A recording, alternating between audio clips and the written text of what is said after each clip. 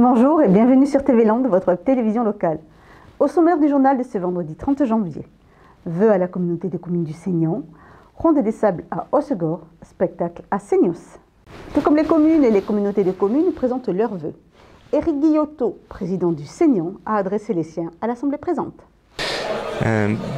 Les vœux que je viens de présenter aux partenaires de la communauté de communes ce soir sont des vœux qui sont extrêmement orientés vers la création d'emplois. Nous sommes depuis 2014 en phase opérationnelle en ce qui concerne l'installation d'entreprises dans le Seignan au sein de nos parcs d'activités.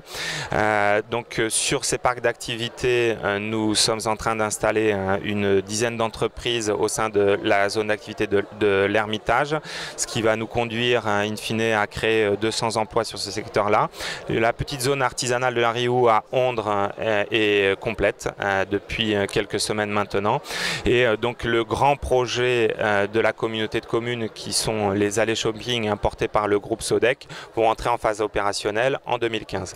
Donc cette année 2015 dans le Seignan sera l'année du développement économique qui est la politique la plus forte pour la communauté de communes, le développement économique étant quelque part partie intégrante de l'ADN de notre communauté. La Ronde des Sables 2015 et l'avant-scène de l'Andorou du Touquet a été quelque peu modifiée cette année.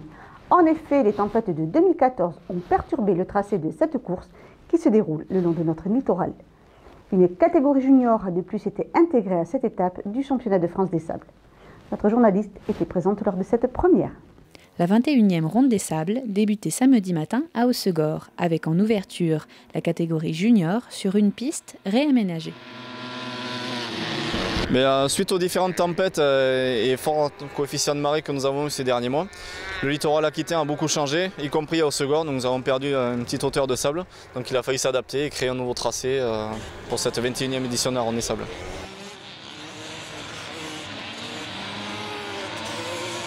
Alors les juniors, c'est une catégorie de pilotes qui roulent sur des 125 cm3 de temps et des 250 cm3 4 temps. L'âge, ils ont entre 14 et 17 ans et ils roulent maintenant. Ça roule très bien, devant il y a un beau niveau, il y a des belles bagarres. Voilà, et puis c'est les pilotes de demain chez les seniors, donc forcément c'est vraiment bien pour eux qu'il y ait ce type de course pour l'avenir. La Ronde des Sables, c'est aussi toute une organisation. Donc pour tracer la piste et matérialiser tous les emplacements, on a environ 150 bénévoles qui travaillent sur l'ensemble du week-end. Donc afin de sécuriser la piste, on a des commissaires qui sont placés dans les bosses et dans les virages, mais on a également des marshals qui sont des pilotes en moto, qui courent en même temps mais qui ne sont dans aucun classement et qui veillent aussi à la sécurité des pilotes. Alors le commissaire, ça sert en fait à protéger les pilotes qui circulent sur la piste suite à une chute, on le signale avec un drapeau jaune. Et si par malheur il y a un accident où on a besoin du secours, on secoue le drapeau blanc. Les incidents sont le risque est le même aussi bien pour les enfants que pour les grands. Après, la fatigue va jouer beaucoup, donc plus pour les grands parce que les grands vont rouler plus longtemps. Le circuit va évoluer et devenir très piégeux. Après, la préparation sable demande plus de chevaux sur une machine pour le sable qu'une machine qui va servir pour la terre. Après 1h30, la cinquantaine de pilotes juniors arrivent au bout de la course. Et pour le numéro 9, c'est la victoire. J'ai pris un bon départ, j'ai fait une bonne course et je suis très content de moi. Ma moto elle a eu un petit problème à la fin mais j'ai réussi à finir et je suis très content. C'est que du bonheur. C'est moi qui l'entraîne régulièrement. Je l'emmène chez Alexandre Morel presque tous les mercredis. C'est que du bonheur. Ça fait 4 fois qu'il gagne. C'est super. Une victoire bien méritée. Il sort d'un grave accident. Il a eu un accident l'an dernier au Supercross de Genève. Il s'est fait un tibia péroné. Il a été en arrêt 4 mois. Et là, il gagne avec des plaques, 13 vis dans la jambe gauche et c'est que du bonheur. Du bonheur aussi pour le numéro 4 qui, après un départ difficile, se retrouve second. Au début pas top parce que je me suis pas mis dans le rythme, je suis tombé 2 fois. Du coup je passe 5-6 puis après avec les ravitaillements et du coup je me retrouve 2-3. Au dernier tour le second fait un arrêt, du coup je me retrouve 2 et je finis second donc c'est vraiment très bien. Dernière ligne droite avant l'épreuve du Touquet pour les pilotes seniors de demain. Vous connaissez peut-être Venez pour voir le rendez-vous culturel de Seignos. La nouvelle municipalité propose de nouveaux spectacles jeunes publics. Ce week-end, les familles étaient venues nombreuses pour découvrir Augustin, pirate des Indes. Qui est donc cet Augustin? Réponse en images. Profession pirate. Spécialité voleur d'épices. Augustin, pirate des Indes, est né il y a plus de 2 ans de la plume de Marc Wolters à l'occasion d'un anniversaire.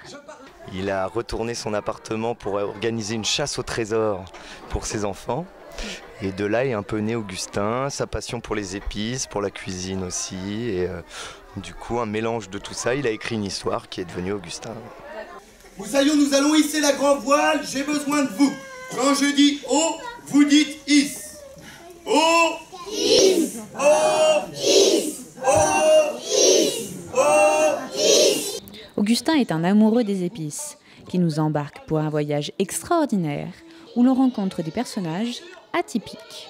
On a par exemple un professeur qui s'appelle le professeur Palouf qui vient nous renseigner sur les baleines à bosse ou sur les orang-outans ou sur d'autres choses, qui est un savant émérite qui connaît plein de choses. Et donc dès qu'on a des petites interrogations avec les enfants, on l'appelle et puis il vient nous donner ses solutions. Quand on fait les autres personnages, parce qu'il y a quand même une petite galerie de personnages, là on amène sa fantaisie, sa folie. Il y a aussi le vieux Ben, qui est un tireur d'élite alcoolique, borgne, avec une jambe de bois, qui lui, on peut dire qu'il a déroulé du cap, quoi. Il en a vécu des aventures et des histoires, et on avait besoin de lui un moment, donc on l'appelle aussi. Et un dernier personnage, c'est bien sûr mon fidèle perroquet que je rencontre lors d'un assaut sur un bateau hollandais et qui devient mon compagnon de voyage. Comment ? Il connaît la princesse Daria ? Il connaît la légende de la princesse Daria ? À travers ses aventures, Augustin fait découvrir à ses moussaillons des personnages, des lieux, mais surtout des épices. On découvre les épices, ouais, on découvre la cannelle, on découvre la muscade, la girofle. C'est un moyen aussi d'éveiller ses sensations et de l'idéal. Souvent, nous, ce qu'on ose croire, c'est à se dire que quand ils rentrent chez eux, ils vont aller demander à leur mère s'il n'y a pas d'autres épices qu'ils peuvent aller sentir dans la cuisine de la maman, quoi. Tout est fait maison et au niveau du décor et de tout. Et après, on met des huiles essentielles. Voilà. On n'en dit pas plus. Allez, première partie. Attention, chicane, à gauche, droite. Et c'est reparti pour les ballons. Il y avait déjà leur faire découvrir des choses. Et le côté interaction aussi nous intéressait beaucoup parce que c'est vrai que je trouve ça toujours difficile de demander à des enfants de rester assis sur une chaise et d'écouter et d'avoir une concentration de 50 minutes ou plus, c'est quand même assez difficile. Donc c'est pour ça qu'on leur permet de se défouler pour après réussir à avoir plus ou moins un peu de calme et qu'ils écoutent. Et donc on alterne les moments où allez, on donne tout, comme ça après on peut se reposer, on peut être plus calme.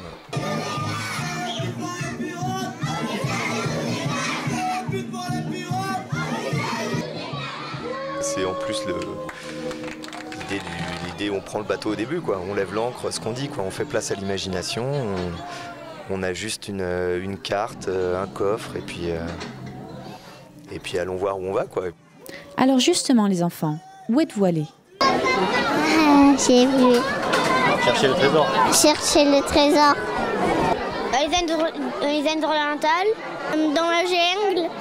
On a rêvé qu'est-ce qu'on a eu dans le trésor. On a chanté.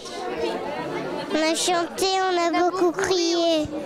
La trompe, les pieds, l'orang-mouton, le bruit de l'oromantois. Augustin, pirate des Indes, n'a pas fini de voyager, car de nombreux moussaillons attendent encore pour découvrir la route des Indes. Voilà Saint-Malo. Voilà, cette édition est maintenant terminée. Je vous donne donc rendez-vous lundi 2 février pour un prochain journal de TV Land, votre web télévision locale.